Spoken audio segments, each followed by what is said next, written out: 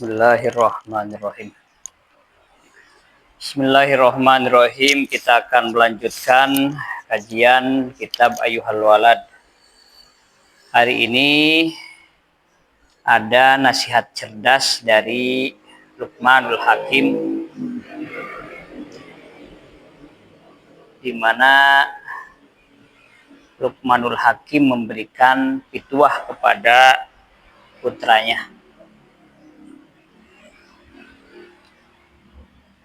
Luqmanul Hakim ini adalah ahli ibadah. Ada yang mengatakan beliau itu waliullah dan diabadikan di dalam Al-Quran. Wa id qala Luqmana libnihi ya bunayya, dan selanjutnya.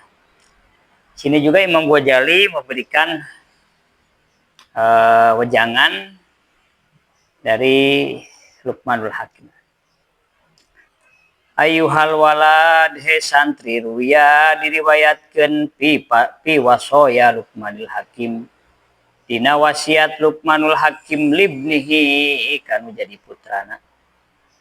Annahu sa'nyana Luqman eta qala berkata atau ngobrol Luqman, ya bunayya, he anak kuring, la yakunanna ulah bukti naon adaiku hayam jago eta akyas leuwih cerdas min katibatan anjeun. Yunadi bersuara di dieu itu, atau yunadi ngagero itu daek bil ashar dina waktu sahur. Wa angta bari ari anjeun etana imun keur sare. Walakon ahsana jeung nyata alus sahaman jalma kola anu ngobrol si man siron kana sebuah siiran.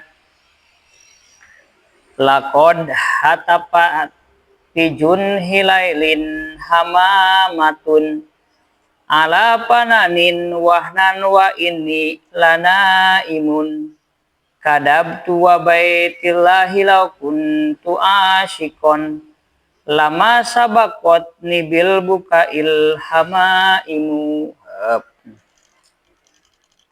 Lakod hatapat yakin nyata berkicau itu bersuara.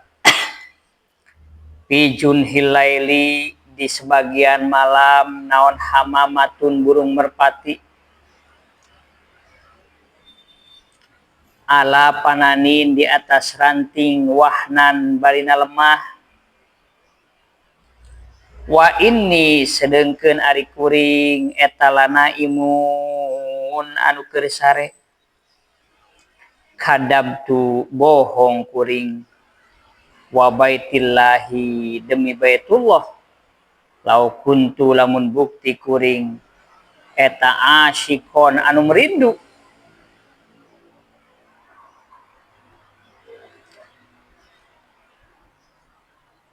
Lama sabakot maka moal miheulaan nika kuring bil bukai kutangisan kuring naon alhama imu kicauan merpati.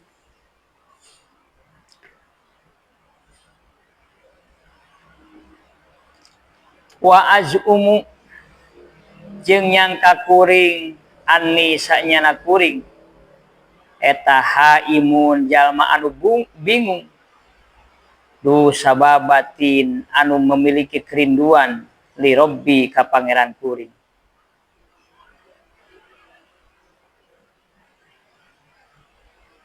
Pala abki tapi teu ceurik kuring, wa tabki jeung ceurik naon albahaimu pirang-pirang sato. Pada kajian kali ini Imam Ghazali memberikan gambaran kepada kita bahwa wejangan ini diambil dari kata-kata Luqmanul Hakim. Jadi Imam Ghazali mengambil wejangan dari Luqmanul Hakim. Siapakah Luqmanul Hakim? Luqmanul Hakim adalah sosok manusia yang sukses mendidik anaknya sehingga anak-anaknya soleh semua. Dan kesuksesan Luqmanul Hakim dalam mendidik anak diabadikan di dalam Quran surat Luqman. Waqala Luqman libnihi ya bunayya la tusyrik billah. Nah, itu dan selanjutnya. Dalam kajian ini Luqmanul Hakim memberikan wejangan kepada putranya, ya bunayya la yakunan nadaik akyasu minka. Hei anakku, jangan sampai ayam jago lebih cerdas daripada kamu. Yunadi bil ashar wa anta naimun. Dia sudah berbangun dan berkokok di waktu pagi, sedangkan kamu masih pada tidur. Nah, ini pukulan berat buat kita yang masih sulit di waktu kita terbangun di waktu pagi. Ayam jago aja di waktu pagi dia sudah bersuara, sementara kita masih terlelap tidur, sedangkan kita menginginkan kesuksesan. Dan itu hal yang mustahil. Bahkan ada seorang syair yang mengatakan, dan ini syairan bagus, sehingga diabadikan oleh Imam Ghazali. Laqad hatapat pijun hilailin hamamatun. Ala pananin wahnan wa innila anaim. Laqad hatapat pijun hilaili hamamatun. Burung merpati berkicau lemah di tengah malam, sedangkan aku masih keadaan tertidur. Jadi kita sering menyaksikan burung merpati bersuara di waktu malam, sedangkan kita masih terlelap tidur. Kadabtu wa baitillahi law kuntu asyikon lamma sabaqatni bil buka'il hamaim. Sungguh aku telah berdusta. Aku mengatakan rindu kepada Allah, sedangkan suara burung mengalahkan tangisanku kepada Allah di waktu pagi. Jadi bohong ketika kita mengatakan rindu kepada Allah, sementara burung dan ayam mendahulu kita. Dia lebih dahulu bersuara di waktu pagi, sehingga kita masih dalam keadaan tertidur. Jadi sekali lagi, kalau kita mengatakan rindu kepada Allah, maka jangan sampai suara ayam dan burung mendahului bangunnya kita di waktu pagi. Wa az'umu anni haimun du sobabatin li robbi fala abki wa tabki al bahaim. Aku kira aku ini seperti orang yang bingung. Saya mengatakan rindu kepada Allah, tapi aku tidak menangis di waktu pagi untuk bertobat. Sementara hewan-hewan lebih dulu bernyanyi dan bersuara berzikir kepada Allah di waktu pagi. Kita sering mendengar bagaimana kodok bersuara di waktu pagi, dan itu adalah bentuk zikir mereka kepada Allah. Kita sering mendengar ayam berkokok di waktu pagi, dan kita sering mendengar suara burung merpati bersuara di waktu malam. Sementara kita yang mengatakan rindu kepada Allah, kita masih terlelap tidur. Bohong rindu kita kepada Allah. Pepatah Arab mengatakan, wahal li syauqi ilajun ghairil liqa. Tidak ada obat yang paling mujarab untuk melepas kerinduan selain pertemuan.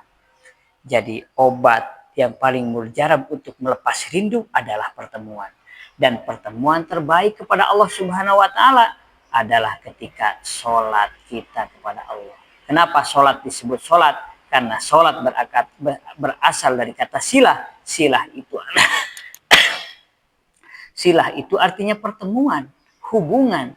Maka sholat adalah cara kita berinteraksi kepada Allah Subhanahu wa Ta'ala. Dan sholat di waktu malam adalah sebagai cara untuk melepas rindu kepada Allah Subhanahu wa Ta'ala. Jadi sekali lagi, rindu itu adalah tatkala mata tak lagi saling menatap, tatkala pikiran itu selalu teringat, dan hati selalu terikat kuat. Itulah yang dinamakan rindu. Jadi kalau kita rindu kepada Allah, bangunlah di waktu pagi dan bersolatlah. Jangan sampai ayam jago dan hewan mengalahkan semangat kita untuk berzikir kepada Allah. Sekian. Wassalamualaikum warahmatullahi wabarakatuh.